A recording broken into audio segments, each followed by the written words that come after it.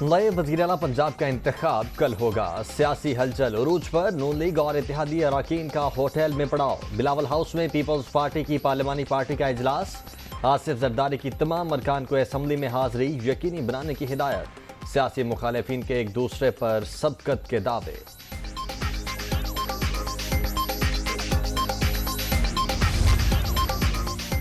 لاہور میں عمران خان کی زیر صدارت تحریک انصاف اور کاف لیگ کی پارلیمانی پارٹی کا مشترکہ اجلاس۔ کل کے انتخاب کی حکمت عملی پر غور۔ چودھری مونی صلاحی کا مطلوبہ تعداد سے بھی زیادہ ارکان کی حمایت کا دعویٰ۔